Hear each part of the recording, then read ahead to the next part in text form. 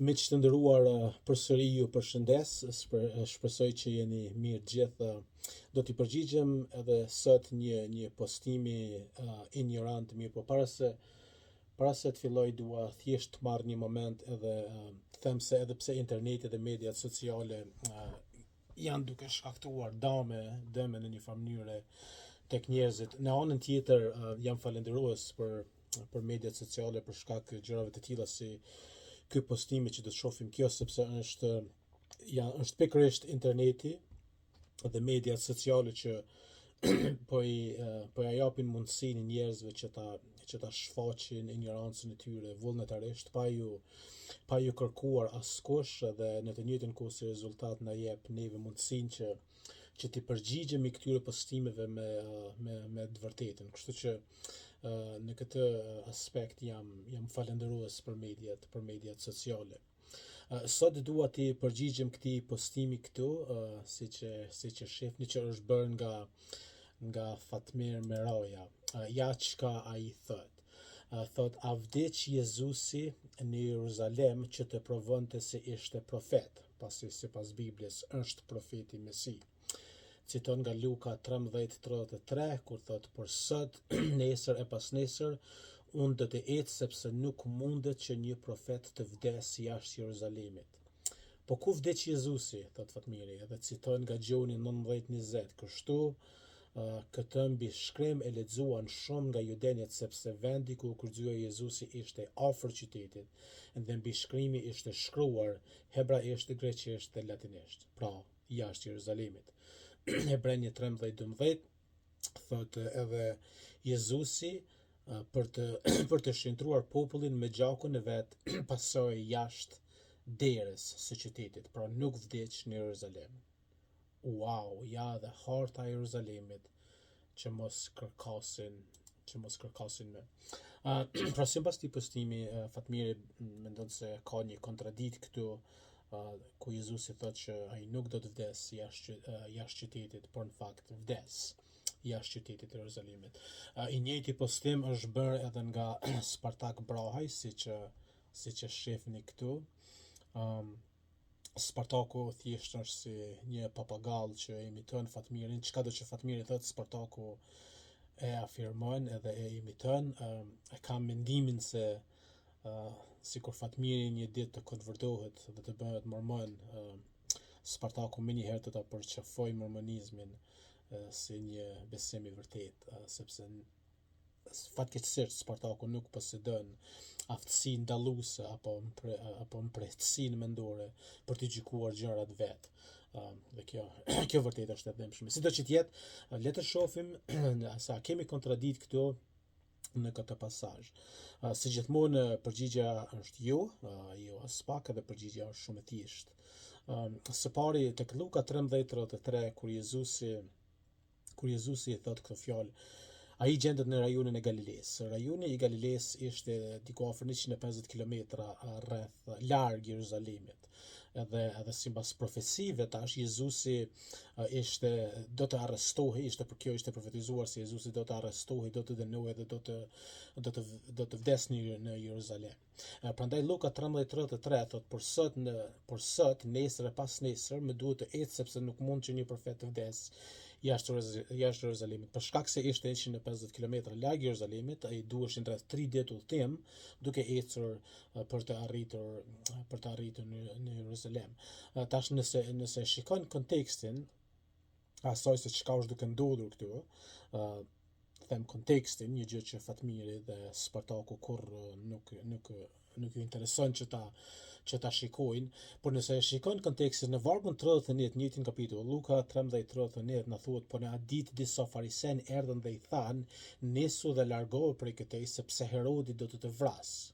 Pra këtu, përderisa Jezusi është në rajonin e Galilesë, si thash 150 kilometra larg Jeruzalemit, disa farisen vinë dhe i thonë: largohu, sepse Herodi do të vrasë.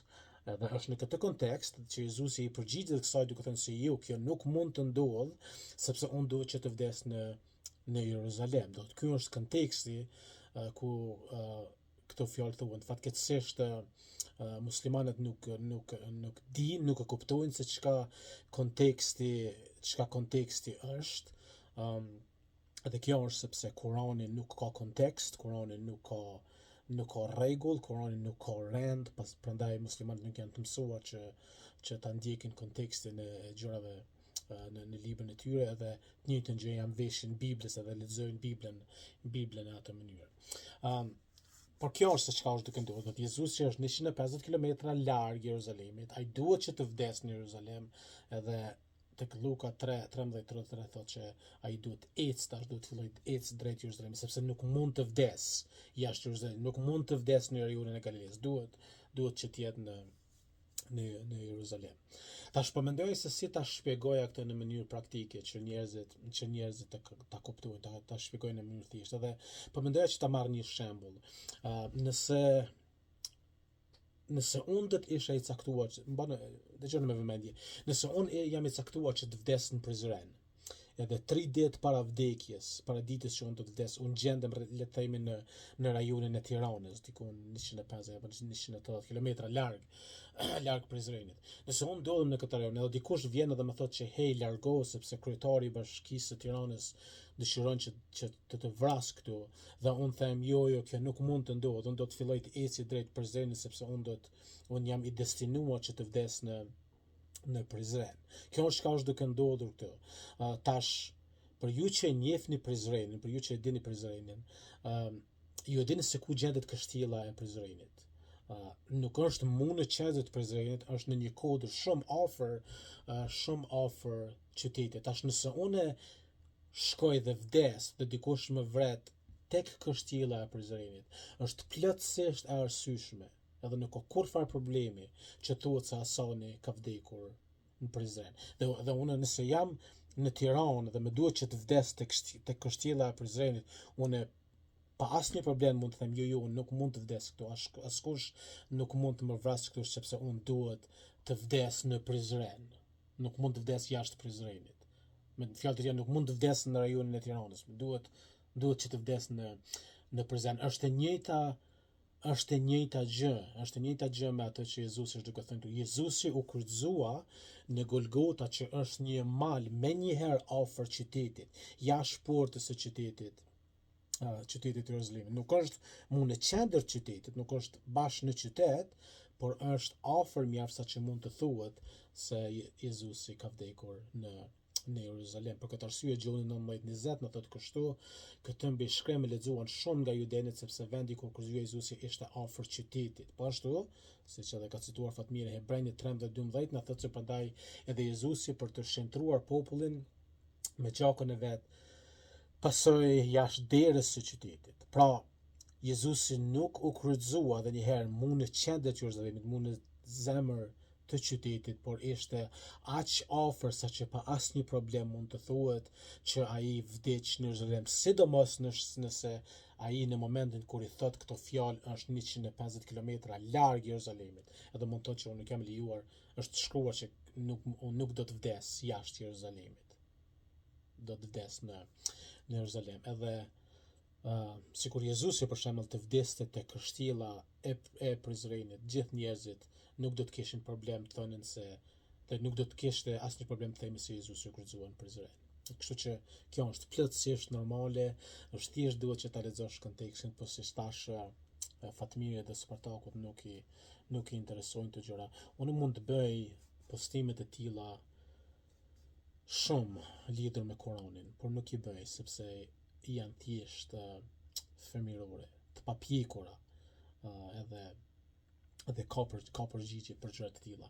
Së dyti, shkurtimisht duhet të them që edhe pse vet fakti kryqëzimi i Jezusit nuk ndodhi brenda qytetit të Jeruzalemit, ai u kryqëzua si shtam në Golgota, një mal afër, një kodër afër Jeruzalemit, por i gjithë procesi, arrestimi i Jezusit, gjykimi, rrahja, tortura, maltretimi, dënimi i gjitha këto ndodhen në Jeruzalem. Kështu që mund të thuhet që Jezusi është dënuar në Jeruzalem, mirëpo akti i kryqëzimit të bë në një kodër afër Jeruzalemit. Kështu që s'ka kurfar kundërshtimi këto, është thjesht ignoranca biblike, mos kujdesi që të shikohen gjërat më afër, por kjo është përgjigja ndaj këtij postimi ignorant. Edhe një herë them se sikur Fatmiri dhe Spartaku të ishin më të kujdesshëm dhe të ishin më serioz, nuk do ta turpronin veten në këtë mënyrë, por ata kanë zgjedhur që ta bëjnë këtë vullnetarisht. Ata tregojnë se nuk janë serioz vetëm nga fakti se si ata zgërdhihen si fëmijë sa herë që bëjnë një postim apo shkruajnë një koment. Kjo mund t'i shihni këtë gjëra vet. Unë edhe një herë për herë të fundit dua që ta sfidoj Fatmirin edhe Spartakun në një debat publik, pa marrë parasysh ku, në një televizion publik apo kudo që t'jetë. Ju mund ta zgjedhni temën vet, se çka doni të debatoni, thjesht më tregoni pak para kohe. Edhe jam duke i kërkuar Fatmirit që për disa muaj tash që ta bëjmë, që të debatojmë, por siç duket ai nuk guxon dhe ka frikë, kështu që kjo është hera e fundit që unë po të kërkoj. Mirë, po kurdo që ti jesh gati, kurdo që ju t'jeni gati, thjesht më tregoni edhe unë do t'jem i gatshëm. Me që ju falenderoj edhe një herë, shpresoj që të keni një ditë të mrekullueshme, edhe marrë mend se e vërteta kurrë nuk mund të shkatërrohet nga gënjeshtra dhe ignoranca. Faleminderit edhe Zoti ju bekoft.